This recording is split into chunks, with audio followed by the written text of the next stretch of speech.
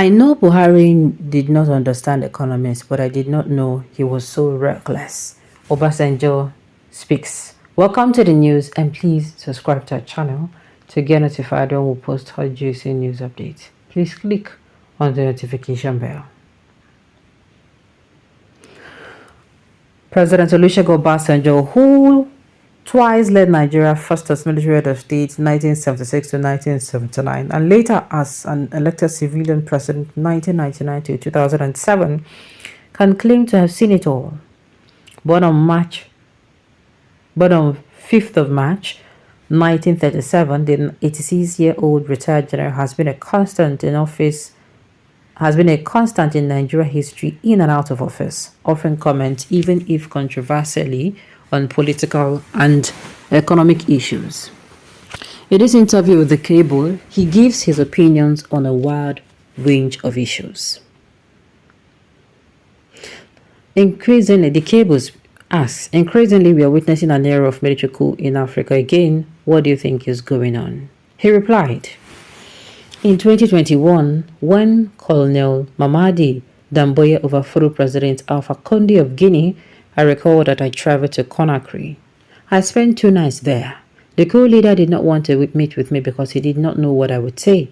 They said he was out of town, which was not true, but I met every other important government official. I met his number 2 and his speaker.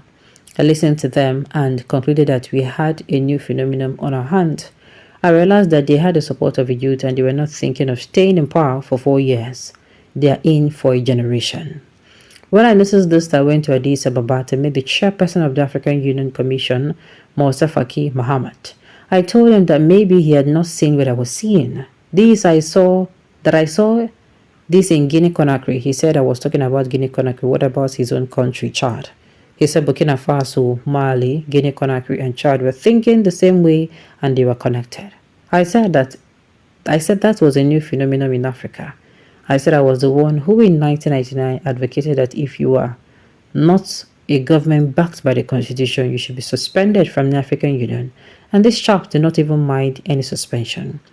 I told him that all the instruments we had used in the past would not work and asked what he would do about it. He told me about his challenges, especially with his country. So we have a situation where we have a continent where we have to rethink democracy. The liberal democracy we are copying from settled societies in the West will not work for us. The Cable asked, what type of democracy would work for us? Obasanjo replied, I do not know, but we have seen that the liberal type of democracy as practiced in the West will not work for us. We have to put our heads together. The Cable asked, some would say it is working in Nigeria, that it has survived 24 years. Obasanjo replied, I won't answer you. The Cable questioned again, but can it work? Obasanjo replied, you have to put your heads together to fashion it out. You can give it any name, but we have seen that this is not working. Out of a 6 countries that has experienced coup, 3 of them are directly from elections. Burkina Faso, Guinea-Conakry, and Gabon that we have just had are directly from elections. The other 3 are indirect, if you like. The Cable asked, would you say ECOWAS could have handled the Niger coup differently?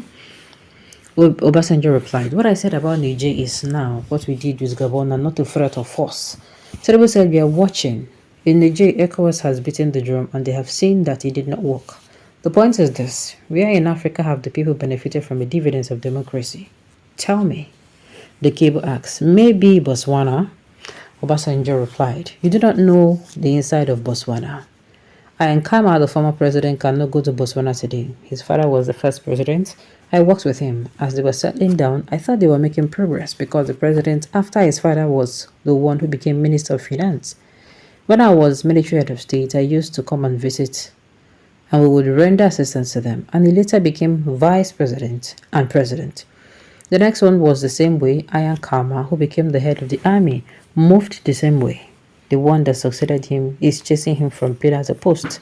That is not liberal democracy. The Cable asked, what of Ghana? Obasanjo replied, smiling. The Cable said, even if not in terms of dividend of democracy, but liberal democracy. All right. Even if not in terms of dividend, the cable asks, even if not in terms of dividends of democracy or liberal democracy, OBJ replies, maybe Nambia is the closest to it. The cable asked, coming back home now, there is a raging issue regarding Mambila Hydropower over the award of a $6 billion contract to Sunrise Power by your government in 2003. It is now a subject of arbitration. Sunrise is asking for the $2.3 billion in compensation, alleging the breach of contract. But the federal government is arguing that the contract was invalid. OBJ replied, did you say my government awarded the contract to Sunrise? The cable replied, Dr. Olu Agunloye, Minister of Power in 2003, wrote to Sunrise announcing the award of a contract. Obasanjo wrote, who gave him the authorization? When I was president, no minister had the power to approve more than 25 million naira without express presidential consent. It was impossible for Agunloye to commit my government to a 6 billion project without my permission, and I did not even give him any permission. If a commission of inquiry is set up today to investigate the matter, I am ready to testify. I do not even need to testify because all the records are there. I never approved it. When I presented his memo to the Federal Executive Council on May 21st, 2003, I was surprised because he had previously discussed it with me and I had showed him to jettison the idea that I had other ideas on how the power sector which will be restructured and funded. I told him as much as the council meeting and directed him to step down the memo. I find it surprising that Agunloye is now claiming he acted on behalf of Nigeria.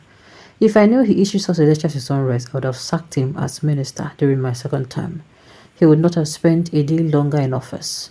When I was in office, Leno Adesanya, the promoter of Sunrise, ran away from Nigeria. I would have jailed him if he was in the country because of the things I knew about him. After I left office, he returned and I saw him. I told him that he was lucky and he was no longer president. Otherwise, I would have jailed him. The KB questioned, you took a different route over the power sector, coming up with the power sector reform and building power plants such as Geragu, Papalinto, and Omotosho. But the problems of the power sector remain. What else can we do? Obasanjo replied, you can only get power sector right when you get all the fundamentals of the power sector right. In 2006, we ordered 42 turbines that should have been completed, if not by 2007, then in 2008. My target was 10,000 megawatts of power by 2007. Up to today, I understand that 5 of the turbines have yet to be installed. I've been out of office for 16 years. If after 18 years, when those turbines have been ordered, 5 still have not been installed, then what are you talking about? Okay, on this note, you have come to the end of the news. We say thank you for tuning in to listen. Until I come your way next time, enjoy the rest of your day.